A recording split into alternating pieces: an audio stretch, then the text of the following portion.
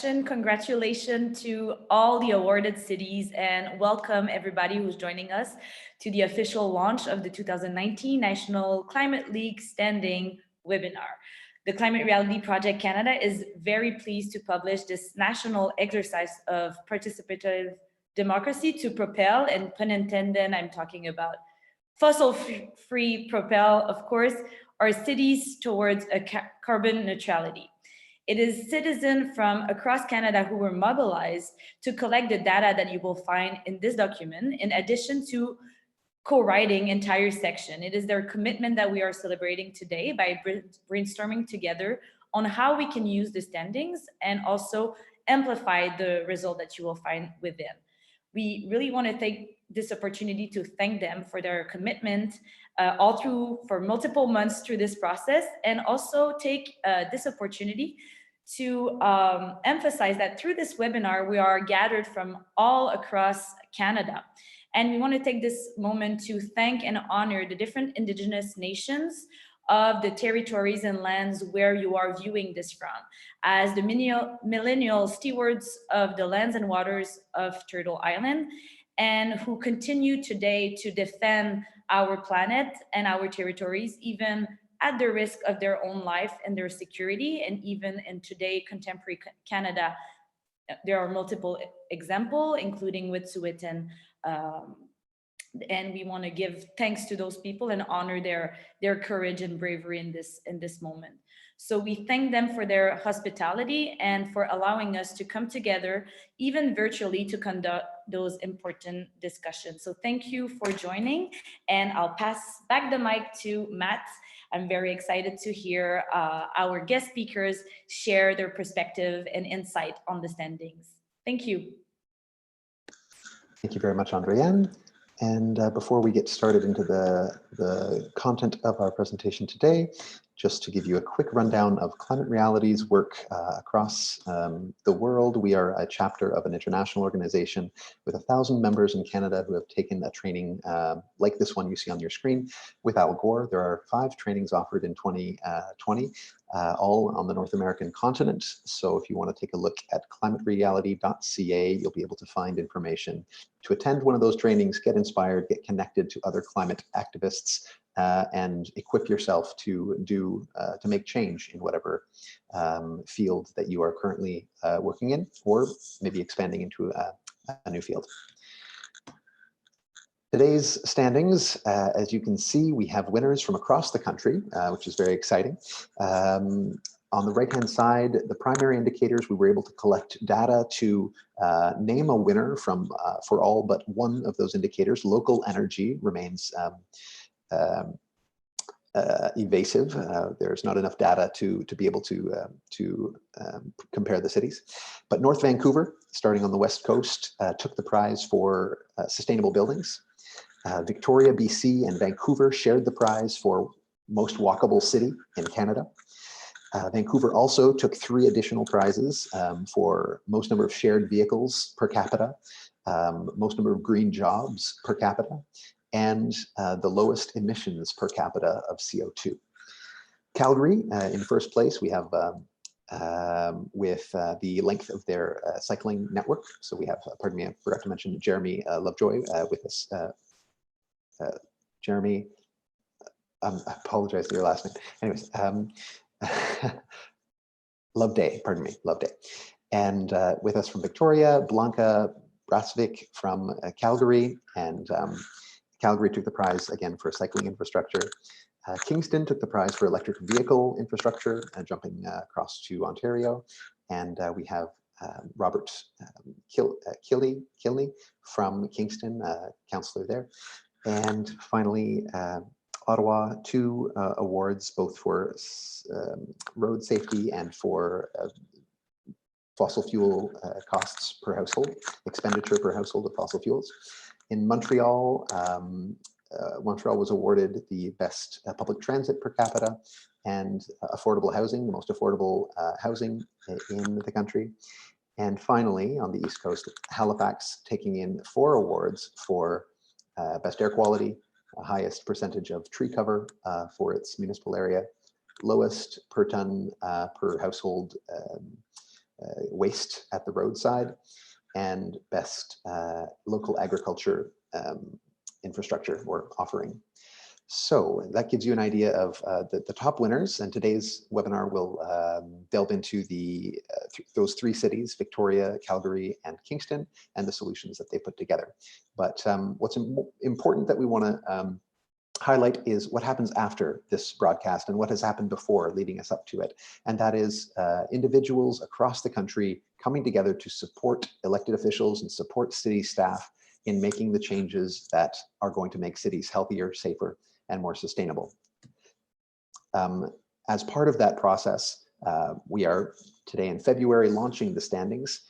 Later on this year, we will be refining the process and improving the methodologies for the indicators, as well as ensuring that we're ready to launch them again in July, where we will begin collecting additional data for next year's standings to be prepared in October and November and December, and to be published in January 2021. So we thank you very much. I can tell you that starting a league from scratch and figuring it out as we go has been a lot of fun.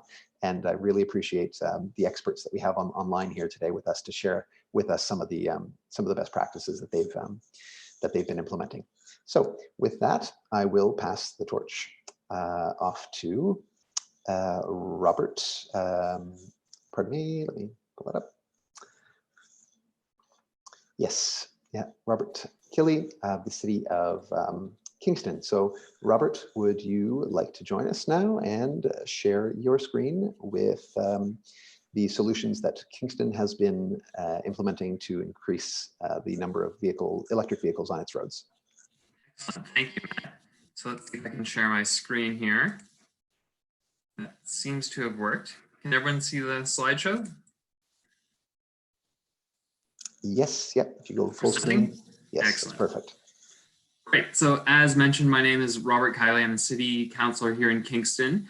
And what I want to do today is very briefly provide a history of what is really a surge of electric vehicles, no pun intended as well, in our community.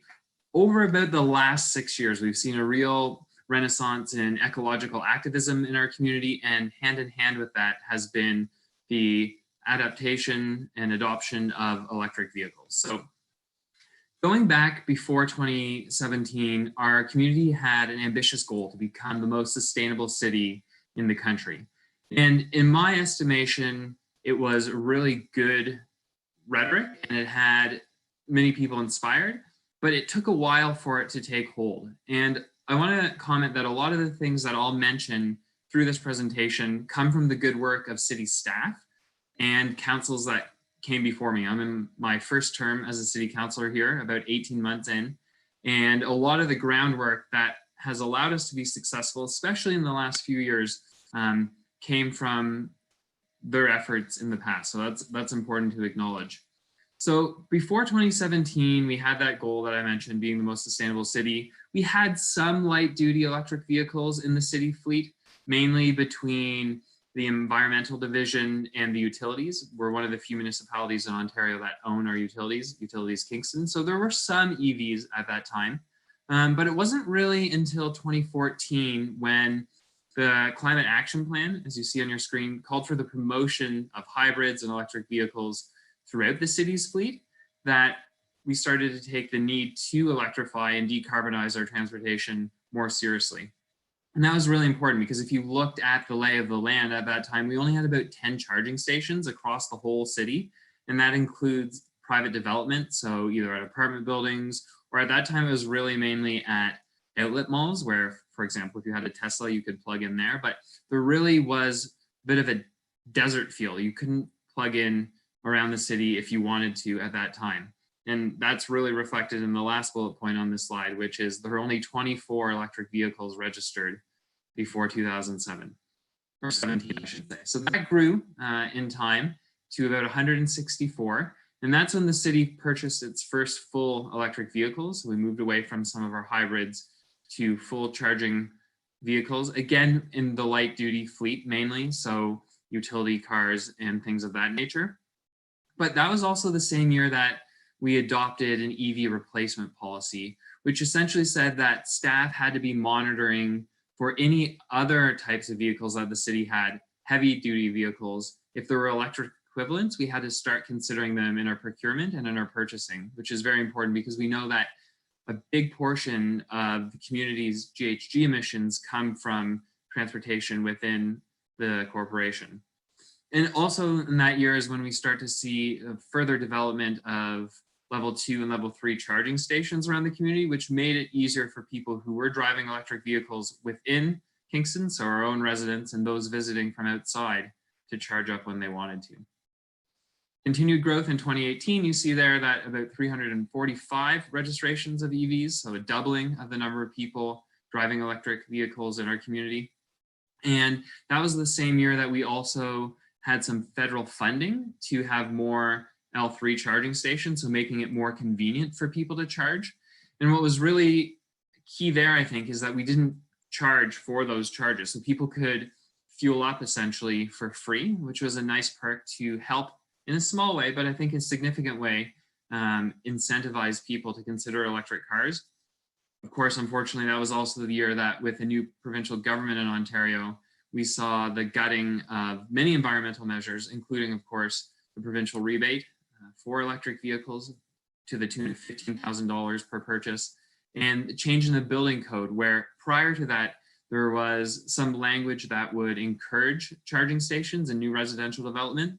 That was removed. So that was a bit of a step back provincially, but with the money we received from the feds and with the policy that had been agreed to the year previous, we continued to see growth in our community for electric vehicles. So we added about another 100 through to 2019. And to put that in perspective, there are about 125,000 people in the city of Kingston, and then our CMA region, so the larger area around our, is about 164,000 people. So we're talking about one electric car for every 300, 350 people, which at this point is a good ratio. Of course, we want to lower that, so more and more people, when they choose to drive, are choosing electric. I mentioned before the second bullet point on this slide, which is that the charging stations were for free. A small way the municipality was trying to encourage people to drive electric. We also added a number of level 2 charging stations. So it went up to 48. I don't know, a minute ago I said that we only had about 6 initially, mainly on private property. But now across the city, you can easily find charging stations. And that whole network that is very new allowed us to win an award from Electric Mobility Canada for that network. Again, always trying to think of ways in which the municipality can make it easier for people to choose electric.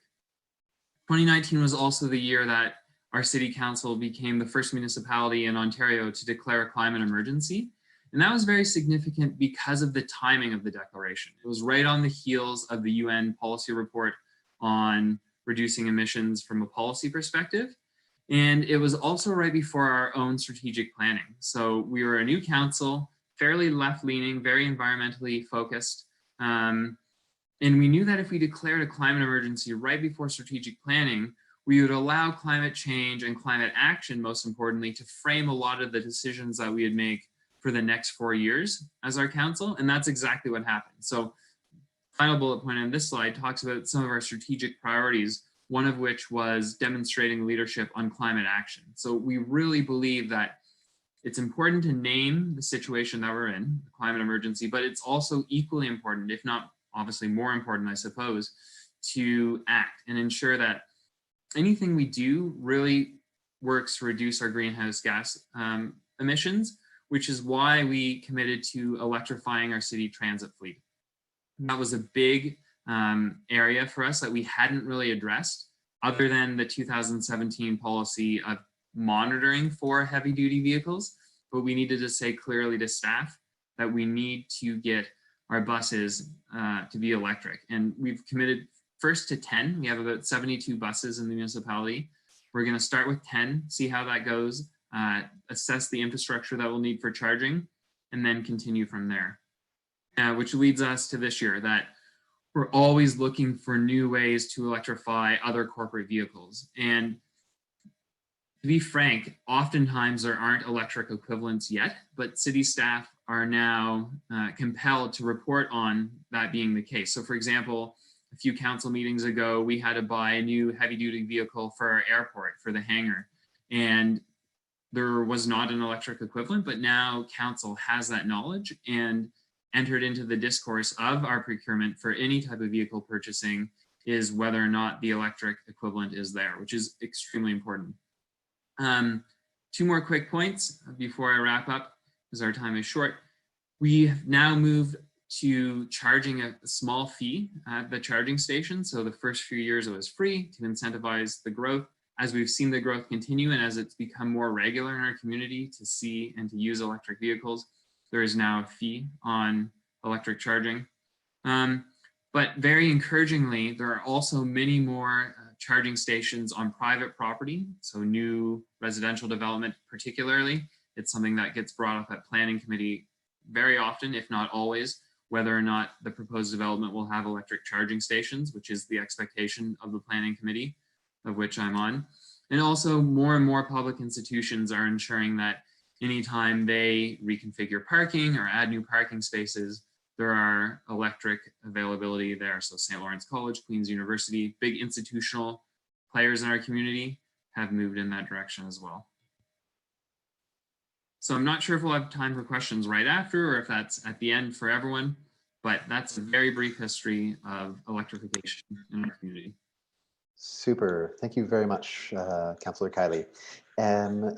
We will have questions at the end, but folks are welcome to already pose questions using the Q&A feature at the bottom of their screens.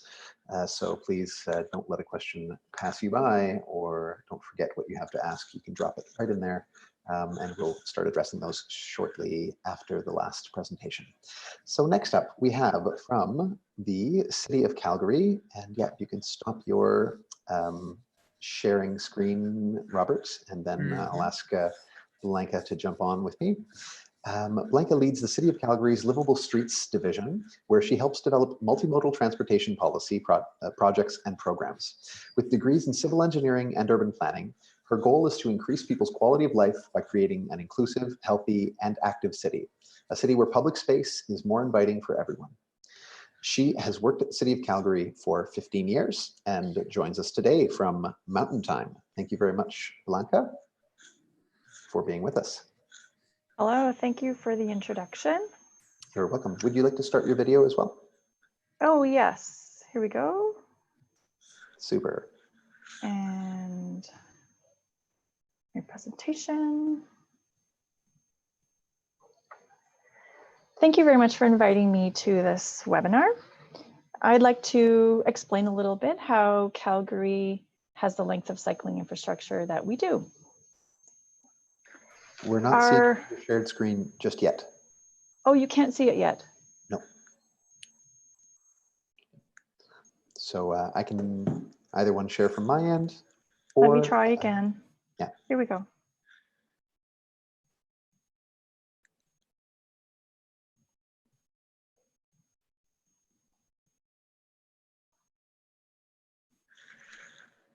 There we go. That works. Perfect.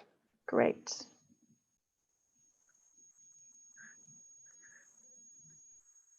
Wonderful. Sorry about that.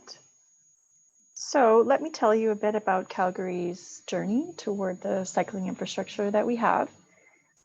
It started with our multi-use pathways. We've had them since the 70s, at least, along our rivers, and people enjoy them and find them satisfying. They started as a recreational amenity, and over time they've grown to suit multiple purposes, including transportation, exercise, sociability, and now equity and the needs of children and older people to participate in social life. And we have a cycling specific policy that's embedded in a suite of policies around transportation and land use. And this policy from 2011 really set the stage for capital budgets and staffing and continued action to make cycling more attractive to more people. And it included three main components. The first part was planning, designing, and building infrastructure, operating and maintaining it, and then educating and promoting its use. So we have over 1,000 kilometers of bike routes in Calgary, and most of that is our pathway system. 2/3 of it is on-street routes. Our pathway system follows natural features such as 2 rivers in our city that have natural water sides. We don't have much industry in Calgary, so we are very fortunate to have park-like settings along our rivers and pathways along most of those water sides. And we're still a developing city. And when new communities are developed, pathways are built in them as well, and they connect into the bigger network. We also have on-street bike routes. We are slowly catching up to other cities that have more, but we do have some bike lanes, and we have about 9 kilometers of cycle track. Most of that is in our center city. And then we also have simple signed routes on quiet residential streets. And we have about 340 kilometers of those. I mentioned the importance of maintenance. In recent years, we have increased our quality of maintenance for bicycle routes. On pathways, we clear about 500 kilometers of pathways in our city. These are pathways for all kinds of human power movement, like walking, riding bikes, skateboards, inline skates, and so on. And we clear those 500 kilometers of pathways within 24 hours of a snowfall ending. We have the same policy for our cycle tracks, which you can see here in these pictures. These are downtown. These are bike lanes separated from traffic with low profile concrete barriers or concrete plastic posts. And we clear the snow from our on-street bike lanes within 48 hours of snowfall ending. And we also clear sidewalks adjacent to city parks and other city properties within 24 hours of a snowfall ending. And we hear from people that this level of maintenance makes a difference to them in planning their journey and makes year-round cycling more interesting and more available to them. We know from our data that about 1/3 of people who ride in summer will keep riding in winter, and we know that the gross numbers will increase over time. We also had a budget to invest in education about our new facilities. Around the time we were preparing to launch our cycle track pilot in the downtown, we created a summer education program with some summer students. That year we had 4 summer students and 20,000 interactions with Calgarians about the new infrastructure and what it would mean for them. And that continued to the next year. So in total in 2015 and 2016, those summer bicycle ambassadors had 32,000 interactions with Calgarians, not only about our cycle tracks, but about what it would be like to move around them, regardless of the mode the person was using. Lastly, we are shifting our thinking about who is the customer when we think about bike riding. In say 10 years ago, it was the athlete in spandex who had an expensive bicycle, who was training for a triathlon, who really lived a fitness lifestyle. And we are shifting our thinking over time toward every person, an older person, a child, a person who doesn't think about fitness as a lifestyle, but might be interested in using their bike or a kick scooter or an e-scooter to get somewhere. And we are thinking about always available for all ages and abilities principles for our multi-use pathway system. Our elected representatives approved these principles for a citywide network of walking and wheeling routes in January. And so over time, we look forward to upgrading and building more routes that are well lit, that are reliably maintained in winter, that are free of obstacles like offset gates, that connect people to destinations in their community and adjacent areas. I mentioned our downtown cycle track pilot network. As far as I'm aware, we were the first city in Canada to try something like this. And it was really championed by Mayor Nenshi, our mayor, who wanted to try an urban test to show what separated cycle routes could look like in our downtown. We have downtown with wide one-way streets and a high concentration of tall office towers. And for many people, this was a big shift and hard to imagine or hard to accept. So it was a political process. And in the end, our councillors did approve a test that lasted 1.5 years. We used space on the roadway to set aside safe space for cycling. And we evaluated this pilot with more than 80 evaluation measures. And by the time that pilot ended, 2/3 of Calgarians supported this pilot and 10 of our 15 elected representatives decided to keep it. So support for the pilot grew over time, even though at the beginning, some people thought this was really a niche product that wouldn't serve that many people. So we opened this cycle track network in July 2015. In the launch photo, you can see 4 of our elected representatives, Councillor Farrell, Councillor Carra, Councillor Woolley, and Councillor Pincott, rejoicing with this new system in our downtown. And it also opened the door to other demonstrations. And we have since tested demonstrations of what separated bike routes look like in communities on a Saturday or a Sunday. We will close off a block or 2 of a road and show a test to a community and ask for them to experience it and give us feedback on the idea. Of course, with more infrastructure comes more use. We know this. When we introduce a system, more people are likely to use it. And we noticed a significant jump in the 2016 year. The number of people entering our downtown to go to work in the morning increased from 12,000 bikes per day to 18,000 bikes per day. And if we go back looking at, say, a 10-year backwards look, this is 2.5 times increase in the number of bikes entering our downtown.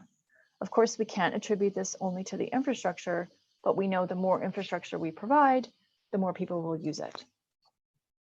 When we look at the communities outside our downtown, the darker colors represent more bicycle to work participation. We see as we build more routes like bike lanes and cycle tracks and multi-use paths, as we improve them, more people in those communities start using their bike to go to work. And in some communities, the participation is as high as 10%. And we are close to reaching our 4% bicycle mode share target to go to work downtown. So this is a real sense of progress for us. And lastly, I want to mention the importance of our advocacy community in Calgary. We have well-organized, constructive advocates who mobilized to lend their support to the cycle track pilot idea when our elected representatives had to make a decision about the pilot. One group came up with a business-focused campaign where business owners along the routes that would change were photographed holding signs saying they supported the network. And our local advocacy group by Calgary also is very active in interacting with our elected representatives and city administration on various projects and policies along the way. So I look forward to your questions at the end. Thank you for having me. Thank you very much, Blanka. Terrific. Finally, we have with us today from the city of Victoria, Jeremy Loveday, who's passionate about making Victoria more affordable, sustainable, and vibrant. He's drawn to local politics because of the concrete nature of the decisions that need to be made and his deep love for his city. He's driven by the belief that Victoria can be one of the greatest small cities in the world, and that their residents have the ideas, drive, creativity, and passion to make it happen. Jeremy is an award-winning spoken word poet, a passionate urbanist, and a former Next City Vanguard Fellow. So without further ado, Jeremy to speak to the City of Victoria's leadership on walkability. Thank you very much for joining us, and perfect, screen sharing works. Great. Hi, everybody. Thanks so much for including myself as a representative of City of Victoria to talk about walkability, and thanks to the other presenters. It's great to learn about what's going on in terms of progressive and innovative policies in other cities to take climate action through our transportation systems. I want to acknowledge that the City of Victoria is on the territory of the Lekwungen speaking people, now known as the Songhees and Esquimalt nations, and that the City of Victoria is in the beginning stages of a process of reconciliation with those nations. In terms of walkability, I think it's important to note that we have it pretty lucky in Victoria. It's a beautiful place. We have relatively good weather. It's fairly compact in terms of how it's built out. And it's built out around a village center model, which inherently is more walkable when there's a small grocery store or a coffee shop or the pub is all nearby and you can walk to it. And we have that model because of our old streetcar network, which we were lucky enough to have and do not have now. And now we're pushing to try to get as good of public transportation now as we used to have back then. So all that's to say is that the City of Victoria is ripe for walkability. And now we're in a place where we are trying to catch up our infrastructure to match the city that is inherently designed fairly well for walkability. So one of the key things to make that happen is making it irresistible to walk and making it a place that's pleasant and enjoyable. So that includes improving public spaces. And so these are some examples that I thought I'd start with that show some of the improvements to public space we've made and some of the placemaking efforts of the last 2 years. These are so on the left, that's our new wayfinding. You know, to make your city walkable, wayfinding is important. And one of the interesting notes there is that for the first time ever, we've included the Lekwungen place names at the top in their language, which I think is interesting step forward and one that's supported by the local nations as well. The top plaza there, that's right near the new bridge, which that's currently temporary infrastructure. We'll be adding permanent infrastructure based on feedback from the community of what will make this place sticky, what makes it a place where pedestrians will want to stop on their way across the bridge into downtown. The bottom image there is of a ping pong table, and that's in a street.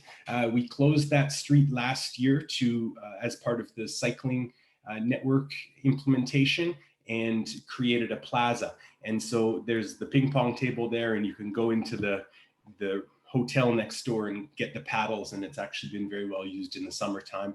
And in the bottom right, that's another new plaza that we created last year, including a new scramble crosswalk, and you can see a two-way cycle track protected as part of the AAA protected bike network that we're building out.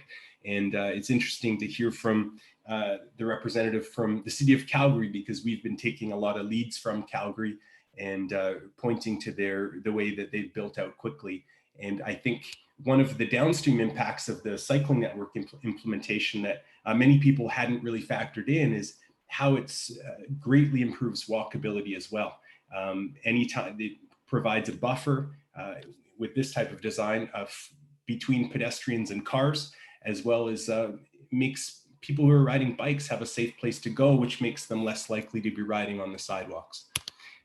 These are some of the examples of infrastructure and different, including putting bulb outs so there's shorter crossings, finishing, making sure we have sidewalks everywhere, making sure that we have paths that are fully accessible.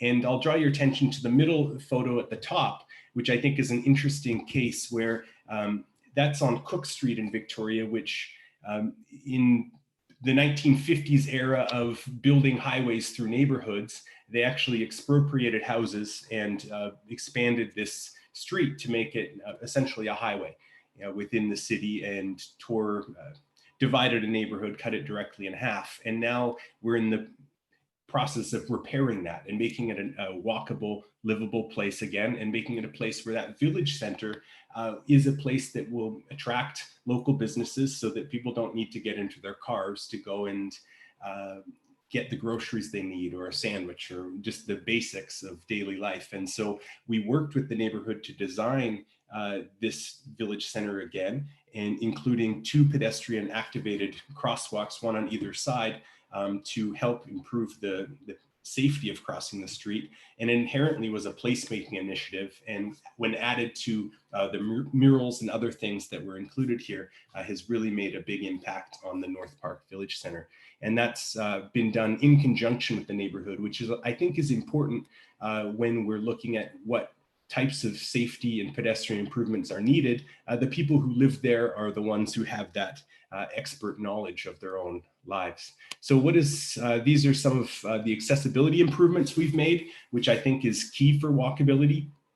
Anytime you're expanding a sidewalk, for example, to make it wide enough for wheelchairs, or people with strollers, you're also making it a lovely place for people to walk and be able to stand side by side and hold hands. And so when you're designing things to be universally barrier-free, you're also making it often more livable and enjoyable for people who don't have those same accessibility challenges now. And everyone will have accessibility challenges at some point in their life. So the city is better designed for everyone when it's designed to work for everyone.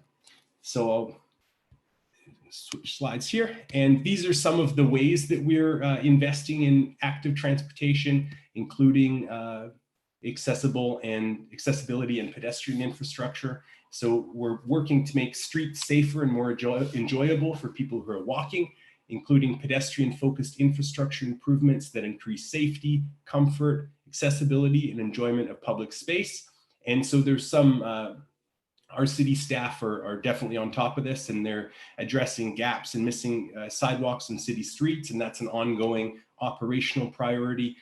In the last 5 years, we've really focused on accessibility improvements, and we're making some progress there, maintaining and rehabilitating older and aging sidewalks, making sure that when we have new developments, that those developments are improving the right of way in front of that development. And so every development is an opportunity to improve the pedestrian right of way and right up to the middle of the street to make sure that it works for everyone there.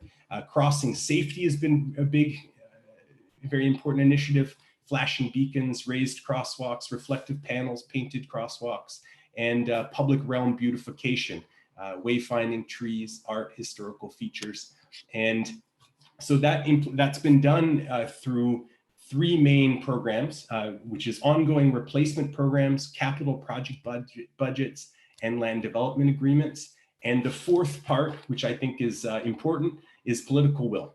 And so at the direction of council, we've had increased funding for walking and cycling infrastructure, neighborhood-led traffic calming, so directly working with neighbors so that we have their expertise when we're making these investments, accessibility improvements, and lobbying for speed limit reductions from the province. So those are some of the political initiatives. And I do think that walking is really a secret ingredient to building a healthy, vibrant, happy, and connected cities. And it's often goes untalked about because it's not as sexy as some other issues, but it is very important. And Blanka from Calgary mentioned the advocacy and how important that has been for cycling infrastructure, but that often goes it doesn't happen in terms of walkability, even though it impacts everybody. And so we do finally now have a group in Victoria, an advocacy group called Walk On Victoria. And I think they've been helpful in getting the political will to continue to invest. So I'll leave it at that. And thanks very much. Look forward to any questions. And of course, all of this is in the context of taking broader climate action and trying to transform our whole transportation network to be lower emissions and as a form of climate action. Terrific. Thank you very much, Jeremy, for having taken the time to join us there from Victoria, and for Blanka, and for Robert as well. In terms of equipping public to support climate action at the municipal level, what we're trying to do is turn it into something that's fun, turn it into something that is engaging, turn it into something that people can cheer for, and thus the league, the National Climate League, would encourage everybody on the webinar today to consult the standings. Of course, we didn't go through too much of what was published in the document, rather giving the floor to those experts who have been implementing solutions that have led to these results over the last several years. Now, what happens moving forward? I'm going to give a quick little rundown here before we move into question and answer period. After today's webinar, you're encouraged to connect with your local climate hub to help city councillors by attending public consultations, by holding rallies in support of solutions that you'd like to see. We heard on another webinar, the French broadcast earlier today, about the value that really adds to a political decision maker, being able to point to a crowd of people and say, those people want to see their city transformed for the better.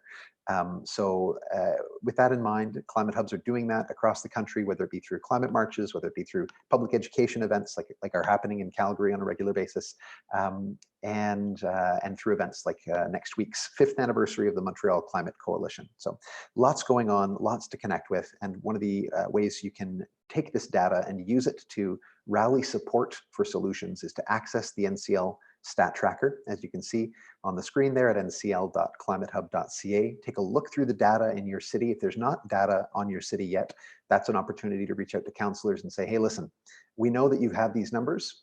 Please make them transparent. Please make them public.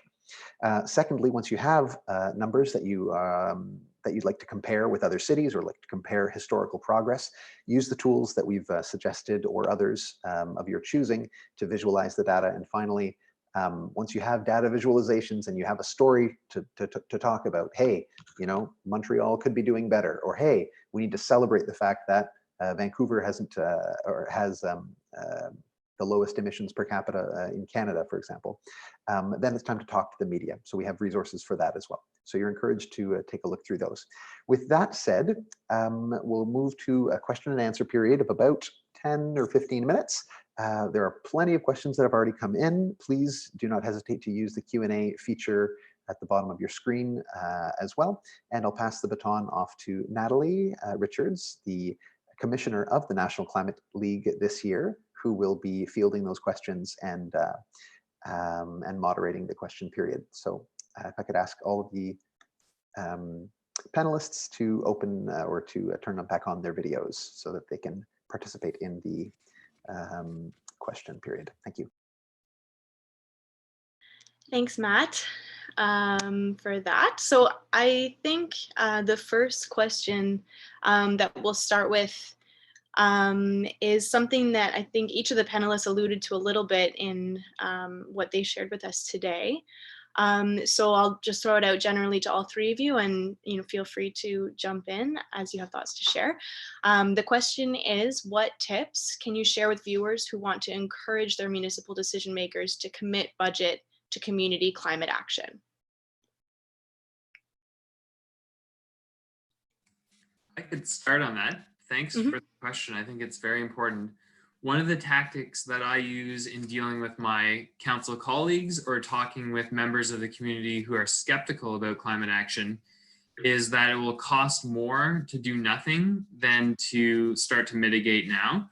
And there are many, many clear examples on that. My personal preference is using local infrastructure as the key point. So the cost to replace a bridge or repave a road is far more, especially when you take the many pieces of infrastructure across the community, than it is to start to electrify our transit fleet or to ban people from opening their windows and doors when they have their AC pumping onto the street. There are lots of really essentially free measures that we can take relative to the cost of the infrastructure damage that will happen should the climate models be true. So that's one of the approaches that I take. Thanks, Robert. Maybe I'll chime in.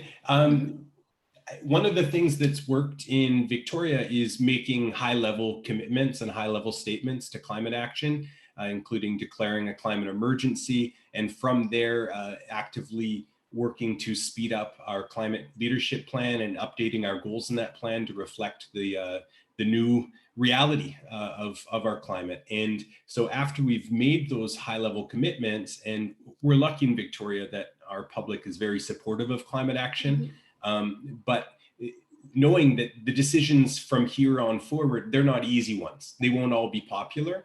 But now we have the cover of these high-level statements that were very popular and say, okay, we've all agreed to this as a community, and this is what it's going to take. And so that gives us the basically something to show that we've all committed to this, and now we've got to get it done. And even when the decisions are hard, we can't hide from this anymore. Great, thanks, Jeremy. Maybe to follow up on that. There's another question that we had come in earlier. Once a city has actually declared a climate emergency, specifically, what are the next steps that that a city, takes and that residents of that city can take in order to advance action on that declaration.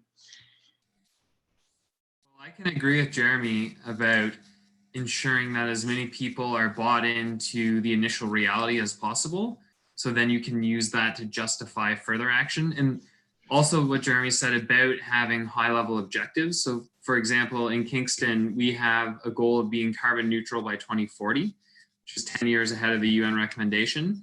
And that allows us to frame a whole bunch of different policies. The electrification of the fleet, the one that I spoke about, is the most obvious example because that's a very clear, direct reduction of emissions. We have new standards around public buildings being powered by renewable and sustainable energy as opposed to natural gas. So when you have those measurable high-level objectives, then you can justify other policies that kind of need to come because of that. So I think that's very important. Thanks, Robert. Was there anything else that either of you wanted to share on that question? I guess with our climate leadership plan, we've intentionally framed it as a leadership plan and try to show that we can be leaders as a community, and that the plan includes goals as an organization and goals as a community, and that these goals need to also be measurable so that we can track progress. I think there's a dangerous cynicism that can come with creating high-level statements and emissions targets with no sense that we're moving towards them. And I think that, so that's what we're doing. And it's taking a while to get the base measurements because we're basically doing science that we've never done before as a city and trying to create these indicators.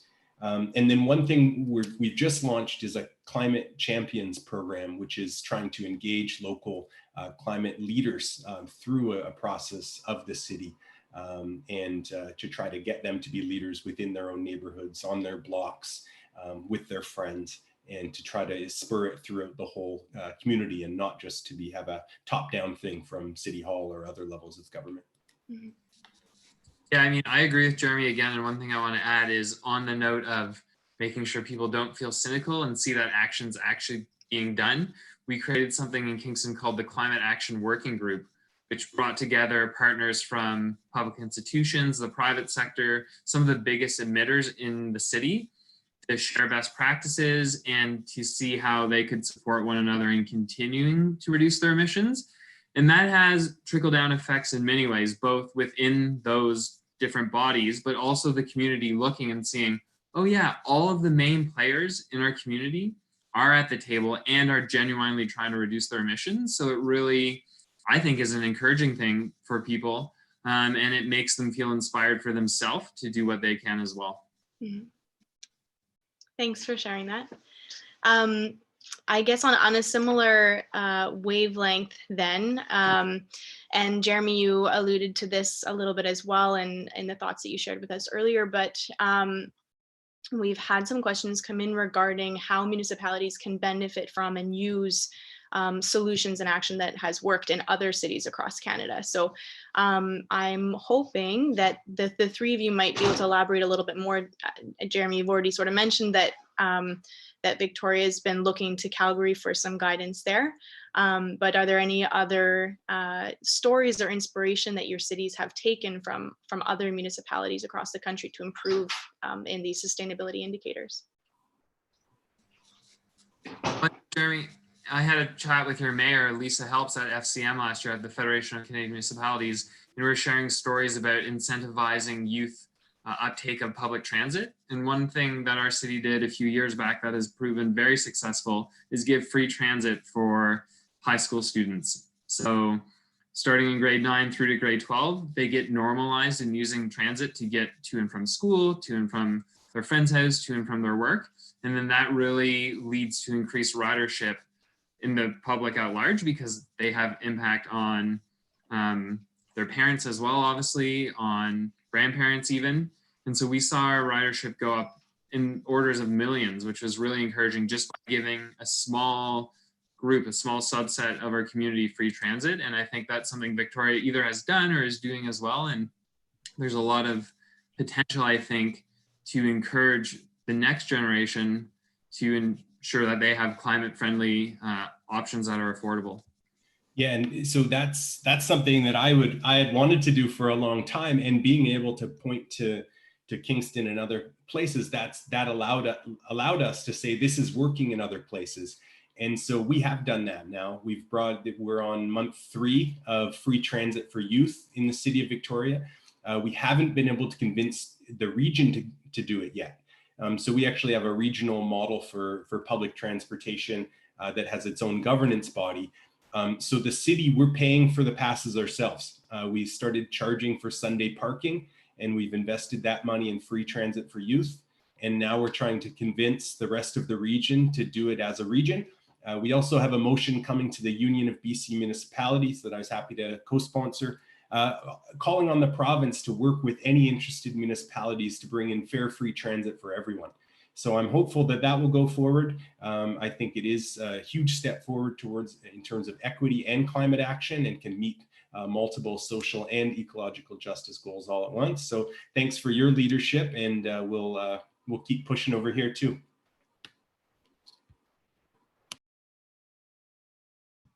Blanka, sorry, I'm hoping that you'd chime in there. So thank you for, Jeremy, thanks for recognizing Calgary as an inspiration for your city. When we were trying to make the case for the cycle track pilot decision in Calgary, we looked to other cities. We looked to Montreal, that already had a well-established network of on-street bike routes that were protected from traffic. And we looked at some studies that Toronto had done on Bloor Street that had been studying putting in a bike lane for a long time. And we were also inspired by the bike infrastructure in the city of Vancouver and area, especially all the on-street routes in the residential communities.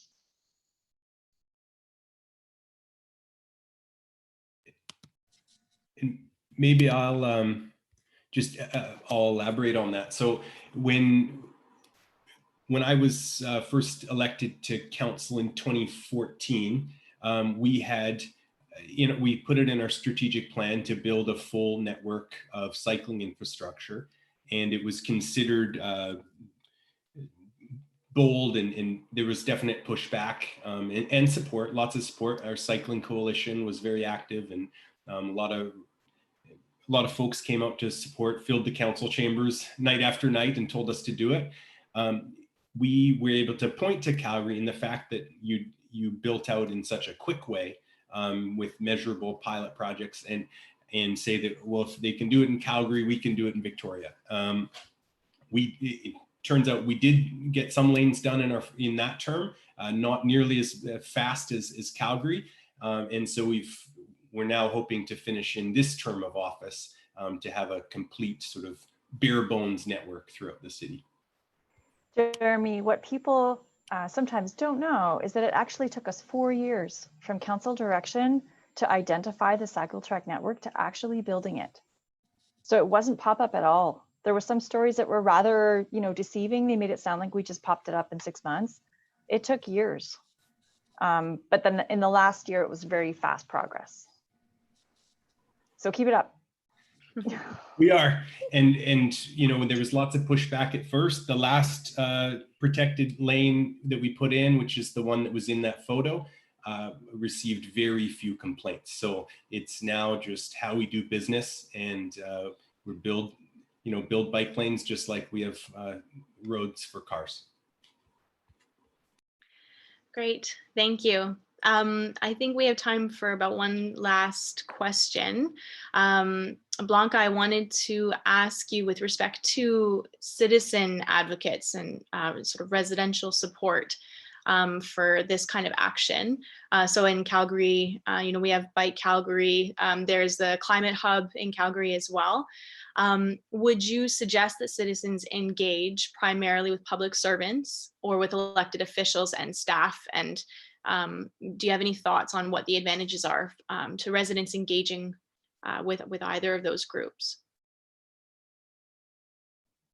Thanks for that question. I think it's important for residents to engage with both groups, both the elected officials your community association, your local neighborhood group, and public servants. Sometimes it can be easier to work through your community association because they're geographically based and they have points of contact with city officials and with elected representatives. But organizing yourself into a group, I think you have more power as a group when you're asking for something, will help you get a little farther. If just one person sends a letter, it's one person. If it's one person that's part of a group, it means that there's more demand for something. I would suggest meeting with the public servant if you can find the person connected to your interest, and your elected representative or elected representatives. Let them all know what you care about and why it's important. And I would suggest even being a bit formal about it. It's easy to send a tweet. It takes a bit more effort to write a letter, to request a meeting, to be a bit more businesslike. And all of those things go on file. And these are all reviewed from time to time. I know it can feel like your letter gets lost. It doesn't always get lost. It does get tracked, the number of requests for different things. I know we track them in the public service, and I hear from elected officials, they also track it in their offices. So the residential support and interest is very important, because there's no point in installing something that people aren't interested in. Elected officials tell me, I want this because my constituents want it, or I'm not so sure about this because I don't hear about this from my constituents. Great. Thank you for that, Blanka. I'm going to take back my final question comment and ask one or two more if people will bear with us a little bit. We had some questions earlier, Robert, that I think you can probably speak to regarding EV vehicles. So we had a question regarding whether or not there's been any return on investment analysis of return on investment at the municipal level. Wondering if you can speak to that. Yeah, thank you. It's a great question. It's really important. Us councillors have asked staff for that, and there isn't yet. That's the short answer. This is new technology in many ways, and we get the official manufacturer's guidelines and what that should yield as far as charge and how long the vehicles can be within the fleet and what their life cycle might be, but it's all theoretical. It hasn't been tested in our climate, even though we're part of the Metrolinx consortium, which means we buy buses with the City of Toronto and other municipalities who are part of that organization, and it allows us to have lower costs for our transit fleet. We don't actually know what the ROI is on fuel saving, for example, just because, well, we haven't even started operating them in Kingston yet. That comes next year. We've agreed to purchase them and they're en route. But in other cities, I'm not sure if in Victoria or Calgary, if there are any e-buses in use, but the short answer is no, we haven't. But it does play to a bigger picture, which I kind of alluded to too, is that drawing on best practices from other municipalities to justify reasons for climate action, whether that is electrification of transit fleet or otherwise, is really important. And there are great groups like yours here, Climate Hub, the Climate Caucus, which is a group of local elected leaders sharing best practices with one another. It makes it much more palatable for councils to make decisions, at least from my perspective, when they know, oh yeah, Toronto did that. Oh yeah, Victoria did that. Oh yeah, Calgary did that. So I definitely encourage that type of thinking. But right now, some of this EV stuff, no, there just isn't in practice data. Great, thank you very much for answering that question. Matt, I'm going to turn things back over to you. So thanks again to all of our panelists for your very informative answers. We appreciate that. Thank you again, yes, very much for joining us today. This is, again, a year-long process. Certainly today is one step in among many, and I'm going to actually invite Sofia Vedeskina, our communications coordinator, to share the next step that we hope that participants on today's webinar and those who watch on YouTube later on will be able to take. So Sofia, would you like to share with us that invitation? Yes. Hi, everyone. I'm Sophia, the Communications Coordinator at the Climate Reality Project Canada. And I just wanted to acknowledge everyone that helped us in the creation and success of this year's standings. We really couldn't have done it without all the individuals, organizations, and municipalities that put in their time and expertise to make these standings a reality. And I also would like to invite everyone to our first English webinar of our Brunch and Learn series, which will be on February 28th at 11:30. And will focus on cycling infrastructure. The webinar will also feature Michael Wexler, the Montreal Director of Copenhagenized Design Co. So that's it for me. Thanks so much. Thank you, Sophia. And finally, to conclude our afternoon session together, André-Anne Parent, Executive Director of Climate Reality, to close things out. Thanks so much, André-Anne.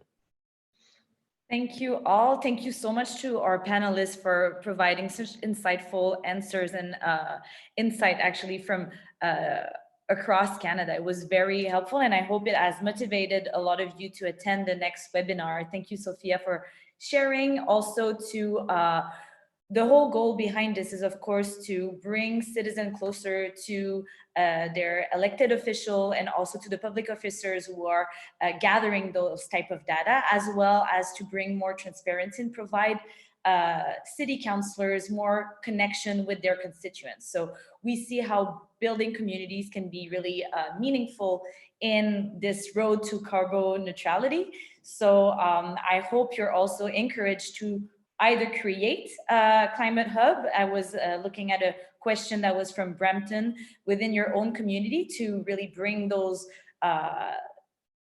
issues forward, as well as to join your climate hub in your community if you haven't already. Thank you all so much, and I hope to see you soon at our next webinar. Have a lovely afternoon.